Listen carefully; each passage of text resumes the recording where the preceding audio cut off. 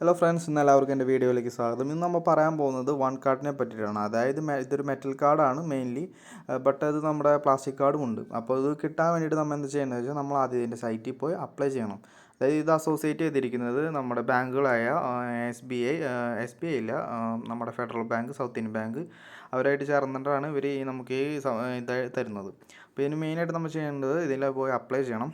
അതിന് നമുക്ക് ഒന്നെങ്കിൽ നല്ല സിബിൽ സ്കോർ ഉണ്ടെങ്കിൽ നമുക്ക് അവർ ഓൾറെഡി അതായത് ഫിക്സഡ് ഒന്നും ഇടാണ്ട് നമുക്ക് അവർ കാർഡ് തരുന്നതായിരിക്കും. അത് മെറ്റൽ കാർഡായിരിക്കും. അല്ലെങ്കിൽ നമുക്ക് ഇപ്പോൾ സ്കോർ കുറവാണ്, സിബിൽ സ്കോർ കുറവാണ്, അങ്ങനെ എന്തെങ്കിലും പ്രശ്നമുണ്ടെങ്കിൽ അവർ നമുക്ക് ഇത് കാർഡ് തരുന്നതല്ല. അവർ നമ്മൾ FD ഇട്ട ശേഷം നമുക്ക് പ്ലാസ്റ്റിക് കാർഡായിരിക്കും തരാം. പിന്നെ ഇതിൻ്റെ ആനുവൽ ഫീസ് മറ്റ് ഫീസും ഒന്നും ഇതിനിപ്പോൾ ഇല്ല. പിന്നെ മെയിനായിട്ട് ഇതിന് ഒരു പ്രശ്നം വരുന്നത്, നമ്മൾ മെറ്റൽ കാർഡൊക്കെ ആണെങ്കിൽ 3000 രൂപയാണ് നമുക്ക് ലോസ് ആയിക്കഴിഞ്ഞ് പിന്നെ കിട്ടുന്ന നമുക്ക് വീണ്ടും അതായത് ആ കാർഡ് വേണമെങ്കിൽ നമ്മൾ അവിടെ പേയ്മെൻറ്റ് ചെയ്യേണ്ട പൈസ എന്ന് പറയുന്നത്. ഫിസിക്കൽ കാർഡാകുമ്പോൾ 150 രൂപയുടെ അടുത്തേ വരുന്നുള്ളൂ. അപ്പോൾ എല്ലാവരും ഇത് ഒരു ഫ്രീ കാർഡാണ്, ബട്ട് കുറച്ച് പ്രശ്നങ്ങളെന്ന് വെച്ചാൽ നമുക്ക് ഫോറസ്റ്റ് ഫീ, പിന്നെ അങ്ങനെ ക്യാഷ് ബാക്കൊക്കെ ഇവർ വെട്ടി കുറച്ചിട്ടുണ്ട്.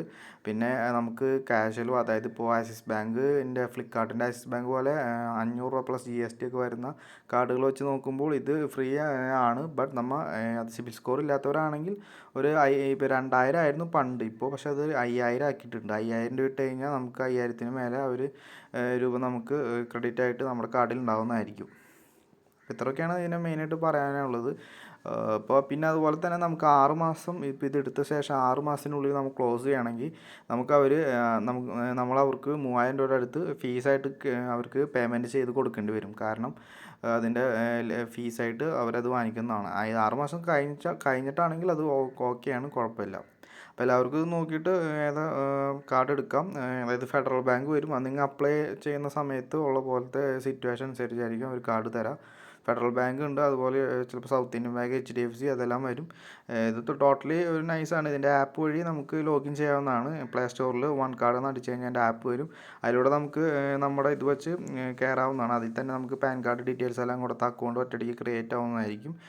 അതിനുശേഷം നമ്മൾ പേയ്മെൻറ്റ്, അതായത് നമ്മുടെ ഫിക്സഡിലേക്കുള്ള എമൗണ്ട്, അതായത് സിബിൽ സ്കോർ ഇല്ലാത്തവരാണെങ്കിൽ ഫിക്സഡിലേക്കുള്ള എമൗണ്ട് ഇട്ട് അവർക്ക് അക്കൗണ്ട് ഓപ്പണായി തരുന്നതായിരിക്കും.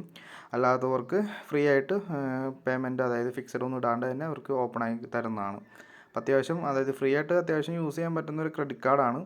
അപ്പോൾ അതുപോലെ തന്നെ നമുക്ക് 1 മന്ത് പലിശ അതുപോലെയൊക്കെ ഉണ്ട്. 1 മന്ത് കഴിഞ്ഞ് കഴിഞ്ഞാൽ അതിന് പലിശയും എല്ലാം അവർ ഇത് ചാർജ് ചെയ്യുന്നുണ്ട്. അപ്പോൾ അത് ശ്രദ്ധിച്ച് കറക്റ്റ് ടൈമിൽ ഡ്യൂകളെല്ലാം അടച്ചടച്ച് പോവുക. അല്ലെങ്കിൽ പലിശ എന്ന് പറയുന്നത് അത്യാവശ്യം, ക്രെഡിറ്റ് കാർഡ് എന്ന് പറയുന്നത് പലിശ അത്യാവശ്യം കൂടുതലാണ്. അപ്പോൾ എല്ലാവരും ശ്രദ്ധിക്കുക. Okay, bye. Thank you for watching my video.